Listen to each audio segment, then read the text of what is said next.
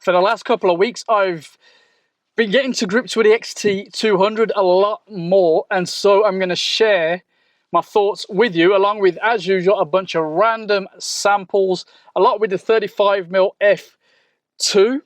That will have its own separate video as well, but also the 15-45 that comes bundled with the T200.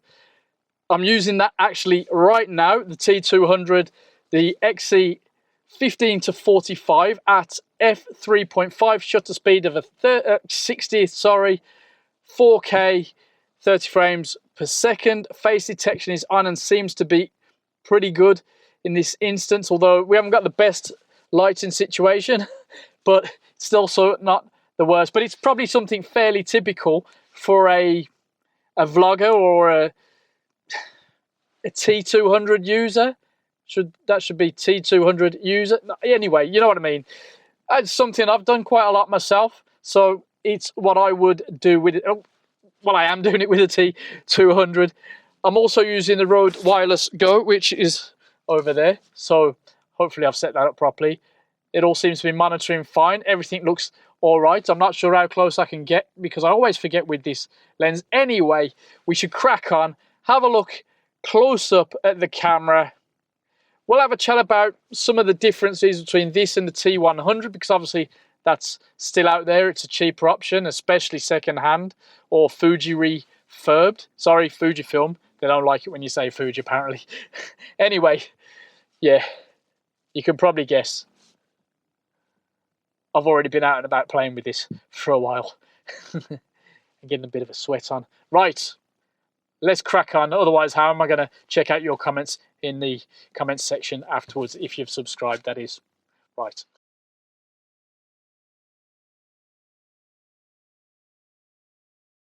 First thing you'll notice, it weighs almost nothing. Well, 370 grams with the battery and SD card. Now inside we've got a 24.2 megapixel APS-C Bayer sensor.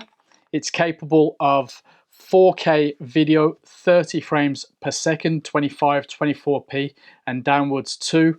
Now if we flick across to this side, you'll see there's a USB port, which is good for charging but not shooting and charging on the go, and also the HDMI adapter there. Flicking over to this side, we've got a 3.5mm mic input stroke remote. Now if you want to use a headphone setup too, you're gonna have to use the adapter via the USB.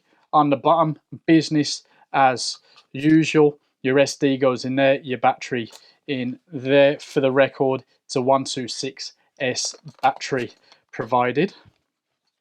On the top, you've got programmable dial here and here, and you've also got another here with the shutter and my least favorite thing, well, not least, but anyway, a little movie button there. But you can rock with this dial to movie mode there, and of course the other modes you really should be looking at manual, aperture priority and shutter priority, and not really the cheat modes. But anyway, they're there. That's the nature of the camera.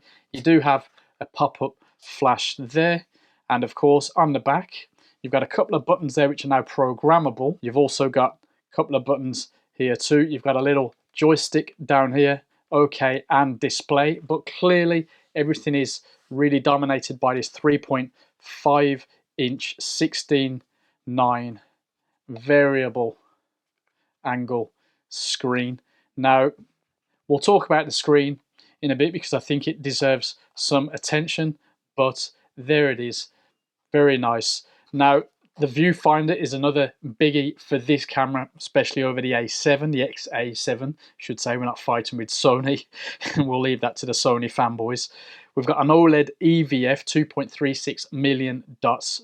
Nice addition, not the best in the Fujifilm range, but this isn't supposed to be the leader in that sense. We can also get a maximum burst of 8 frames per second. There's a bunch of other little features in there. We'll speak about the pros and cons, but you know, this body is, it's a cool looking thing, and it is extremely light. There's pros and cons to having a very light body, but let's get out, have a bit of fun with this on my semi-post lockdown, whatever I get a chance to do.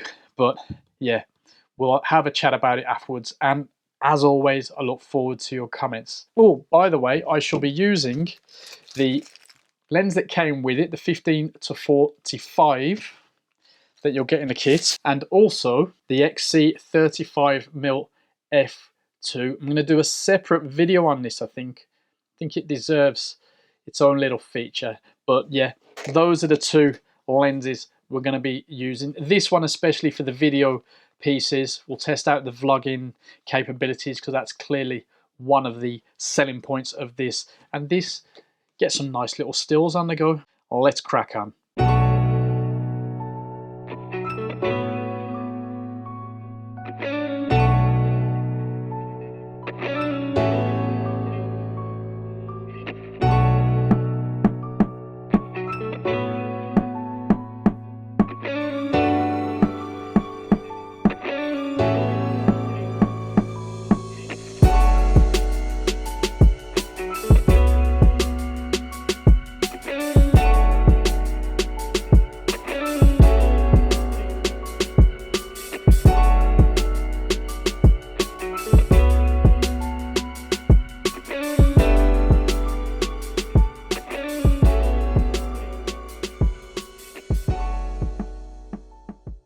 So far, so good. Yes, I do like this camera a lot. Not that Fujifilm have really put out a particularly bad camera lately or ever. But, you know, not every model is aimed at you or at me. At the budget end, this is a very, very good little camera. Something minor that annoys me to do with those two dials on the top that can't be customized, and specifically in my case, this one, which deals with the exposure compensation, why can't it be customized to operate the opposite way round is a mystery to me. Also, the face detection isn't flawless in dodgy lighting, but it's certainly excellent and very usable overall. The added grip on the front is a very welcome upgrade, and it has a decent texture, but the rear is definitely a more plastic fantastic experience. The camera is obviously not for the heavy-handed or for those who want to shoot in extreme conditions, and while it does have its fun modes, the easy operation of the camera combined with the most important stuff like image quality means it's a very solid performer. The camera focuses very well, nice and snappy, and works well with the whole range of X-mount lenses available. As you'd hope, the Fujifilm colours are fantastic, and this camera carries on that tradition, but also the higher ISO quality is pretty decent too. The sensor produces detailed, sharp, and all-round excellent images, and even with the lower-end XC lenses that we use for the samples in this video, it's a decent bit of win, as I think they say on the internet.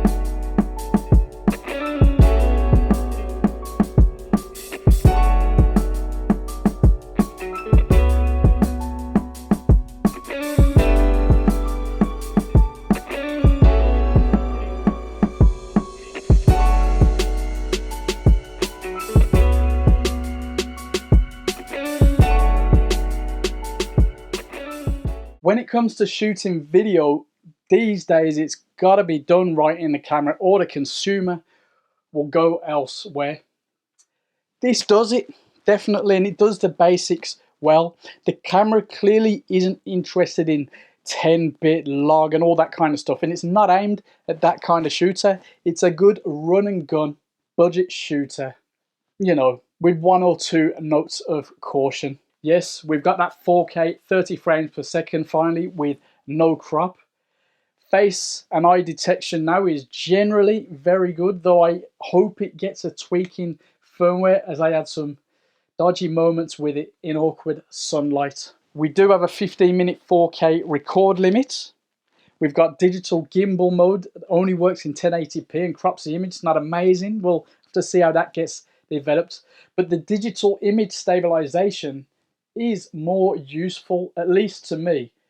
It's a welcome addition. The OIS of the XC15-45 that comes with the X-T200 as a kit, it's a very good combination with that digital image stabilization. Audio is also good. The preamps work pretty well. Just make sure to keep the signal low enough to not ruin your take and you'll be good to go. This is a vlog test with digital image stabilizer off. Also, obviously, you should know by now, digital gimbal off, because, well, if it was on, all this would be cropped and 1080p. So 4K, 30 frames per second, 60th f3.5. We're using the 15-45 at its widest, 15 arms length.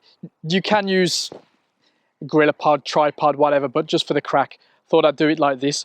Let's just move around a tiny bit just to see, you know, if it's comfortable, if it's usable. The terrain is somewhat rocky-ish, and the light coming through the trees gives a little bit of a challenge, but yeah, that's quite bright. Let's get back into the shade a little bit. Kind of there. The face detection seems to be struggling in this environment. Take my shades off, a little bit better that, naturally. Right, anyway, let's put the digital image stabilizer on. I think this is personally where I want it to be. Now, of course, because we've got the big fat screen over there, I can see it. Let's just move around a bit and see how we fare. Exposure control, give or take. We'll just go around this tree here, because then we should get back into the fairly more evenly. The floor is all over the shop, sorry. Anyway, ooh, what do you reckon? Let's put the shades on and see how it fares again with the face detection. Occasionally I see the face detection box disappear, but you know, you can just position it roughly where you're going to be in the screen. So if you're in the dead center, just make sure your focus point is there, etc. Seems all right, seems doable. Let's get a bit closer. Now, I don't want to get too close because this doesn't have the closest minimum focus distance in the world, but it's all right, and you can blur out the background a little bit there. Yeah. Now, I've been using this method, digital image stabilization 4K, for all the little video clips that you've seen. I've got a bug on me here. So, more than doable. Now, I have been shooting for a little while and I'm on my last bar of battery here. Back of the camera is quite warm, but then we have started summer and the temperature is, yeah, that's no good, yeah, is picking up. So I think it's time for me to go back towards the car, get some more shots down there and stop trying to pretend to be an actual vlogger, you know, because looks all right though. Face detector's definitely gone. Yeah. Fujifilm, little tweak on the face detection, but otherwise it's very nice, especially for static pieces. Onwards, without poking myself in the face. Now, you might have seen that the battery life is rated pretty low, even for a mirrorless camera. But let's just say, get spares. But even so, I was getting about 600 shots, some mixed in with video on a hot day shooting, and I still had room to spare on the battery. I didn't particularly chimp a lot, but I did use the Wi-Fi occasionally to pass some images to my phone for Instagram. The touchscreen is definitely worth mentioning again. It allows quick operations of some fun options that maybe I'd use, some I personally wouldn't use, but then this isn't aimed at a pro like me. It does cross over with the smartphone world with its portrait enhancers and so on, so that might be something that appeals to you.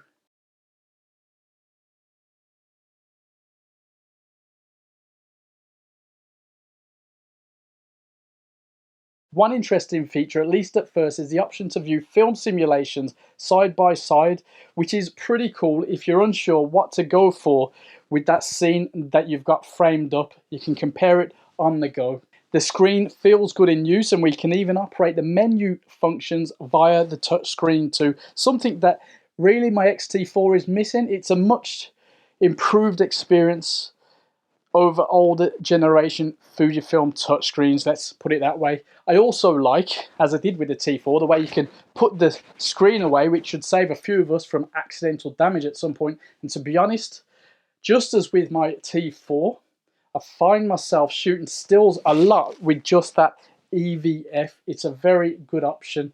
As a street shooter, I do miss the quick tilt screen, quick shooting from the hip, you know, but it's a small compromise for what the camera offers overall.